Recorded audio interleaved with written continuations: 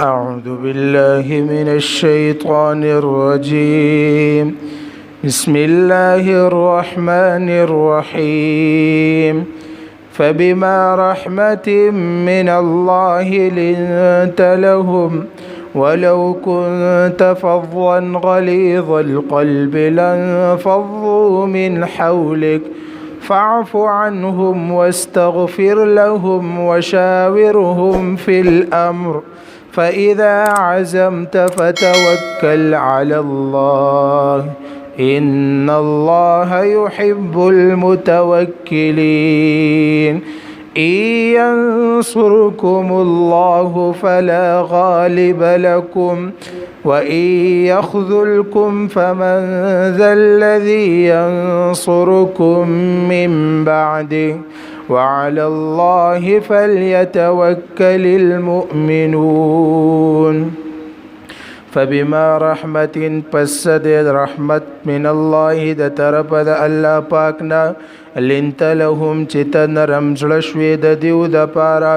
ولو كنت کچرتی وې تو فظا ترخ وی والا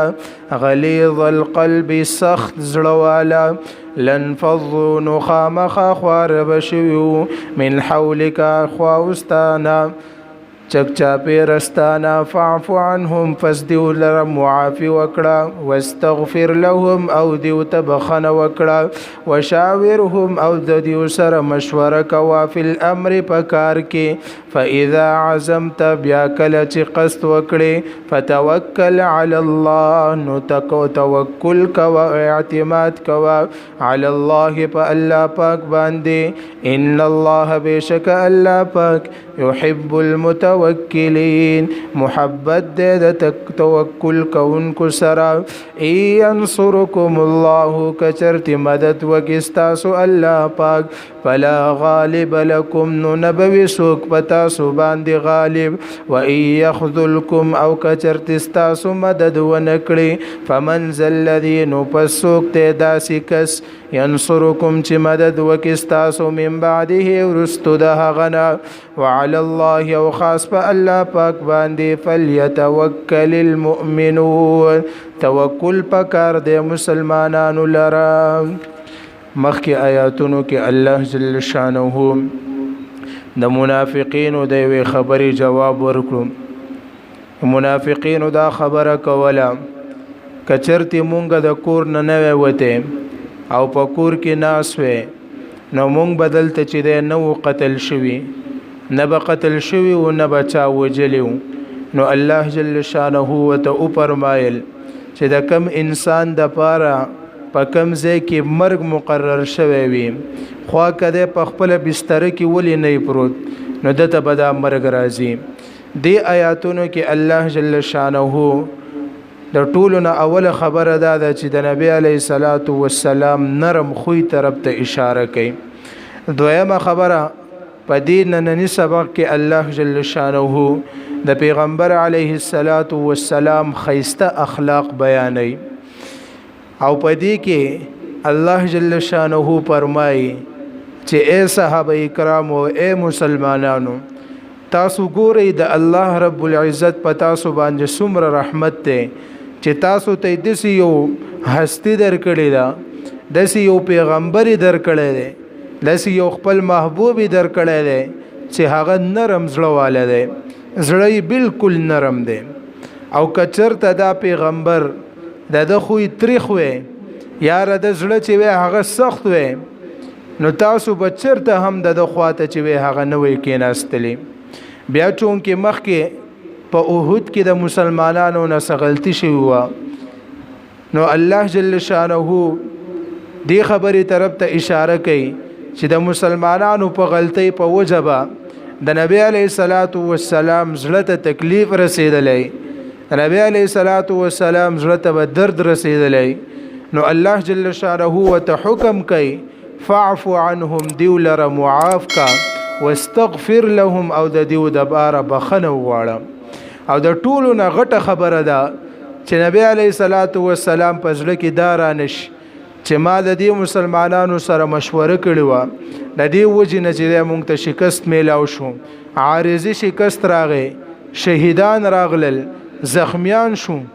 نو ما د دیو د مشورې د وجې نه زما سره دا شوی نو الله جل شانه وته حکم وکړو وشاورهم فی الامر د دې مسلمانانو سره په هر کار کې مشوره کوه دا الله پاک نبی علیه الصلاۃ والسلام ته حکم کوي لیکن مراد ته مونږ تاسو یو چې چاله الله جل شانه د استعداد په هغه کې پیدا کړی وي چې په هغه کې د مشورې زیوي او څوک د هغه په سراش مشوره وسره کوي دې کس له پکار دی چې هغه ته د زړه نه مشوره ورکي او د کم کار کې چې رد سره مشوره کوي او د ته پته وي چې په دې کار کې رد خیر دی دی به په دې کار کې و چلیږي نو د له پکار دی حق دی چې د هغه له صحیح مشوره ورکي او کچرته یو سړی ته پته لګي کزه دی یو سړی له دې کار مشوره ورکم د په دې کار کې خرابېږي د په دې کار کې نشي چلی دی د په دې کې تاوان دی نو دل پکار دا دی او حق خبره دا چې هغه د دین منه کی او د دې مشوره وسره ونه کی نو په دې آیات کې الله جل شانه حکم کوي چې تاسو مشوره کوئ ګور نبی علیه الصلاۃ والسلام بچ معمولی خبره راغله د صحابه کرامو کمیټي به راوغخته وسو نبی علیه الصلاۃ والسلام پیغمبر دی او خدای الله جل شانه سره مشوره کوي لیکن د دې وجنه چې صحابه کرامو په ځل کې صدقه رانش ادي وجنه الله جل شانه نبی علیہ السلام ته حکم کوي چې تر دې خپل مرګرو سره په هر کار کې مشوره کوه ګورې لکه غزوه بدر چې کله راغې نبی علیہ الصلوۃ والسلام د صحابه کرامو سره مشوره ورکړه د کوم کسانو مشوره چې ډیر وا نبی علیہ الصلوۃ والسلام په هغه عمل وکړ په غزوه احد کې بیا نبی علیہ الصلوۃ والسلام د دې صحابه کرامو سره مشوره ورکړه نبی علیہ الصلوۃ والسلام وته په مدینه کې جنگي وو که بهر ته وځو نو بعض صحابه کرامو مشهور صحابه کرامو دغه مشوره ورکړه چې د الله رسول بهر میدان ته وتل بخي نبی علیہ الصلوۃ والسلام د هغوی په مشوره عمل وکړ دغه رنګ ظالمانو د نبی علیہ الصلوۃ والسلام په بیبي باندې تهمت لګولیو مخکې اتلسمه سپاره سورې نور کې براشي ان شاء الله نو نبی علیہ الصلوۃ والسلام مسلمانانو ته وی چې ما ته مشوره راکړي چې زه سجل وکم نو نبی علیہ الصلوۃ والسلام د مسلمانانو نه مشوره اغستی او د مسلمانانو سره په هر کار کې چې مشوره کړی دا بیا الله جل شانه فرمایي چې کله تاسو مشوره وکئ او کله ته په یو کار باندې قصد وکئ او مشوره په هغه ته واخلې نو په توکل علی الله نو بیا په الله پاک باندې توکل کوا په الله پاک باندې اعتماد کوا او په هغه کار باندې بیا شروع کوا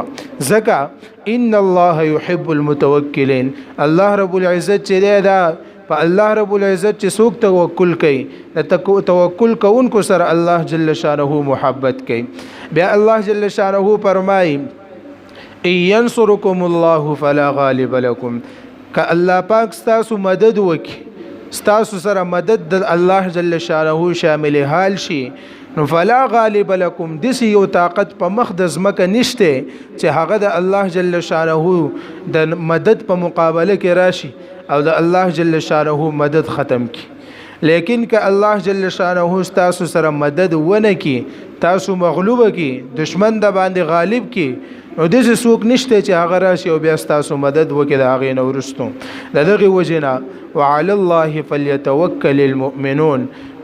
خاص مؤمنان لپاره دی چې په الله جل شانه باندې توکل وکړي او په الله جل شانه باندې بر وسوکړي فبما رحمت پس د رحمت من الله د طرف د الله پاکنا لنت لهم چې نرم شوی نرم ملاو شوی دیوتا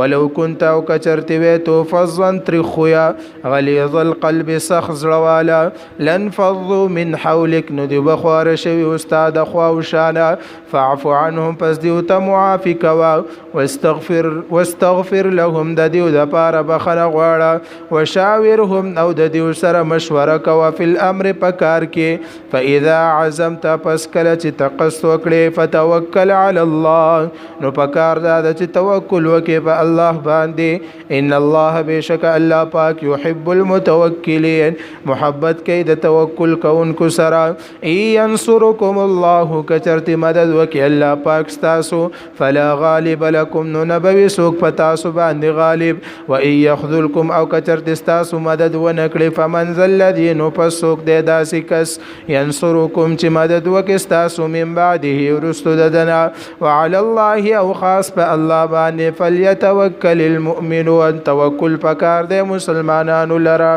اللہ جل شانہ یعمل کل التوفیق ربنا لا تؤاخذنا إن نسينا أو أخطأنا ربنا ولا تحمل علينا إسرا كما حملته على الذين من قبلنا ربنا ولا تحملنا ما لا طاقة لنا به واعف عنا واغفر لنا وارحمنا أنت مولانا فانصرنا على القوم الكافرين اللهم ربنا آتنا في الدنيا حسنة وفي الآخرة حسنة وقنا عذاب النار صلى الله تعالى على خير خلقه محمد وعلى آله وأصحابه أجمعين برحمتك يا أرحم الراحمين.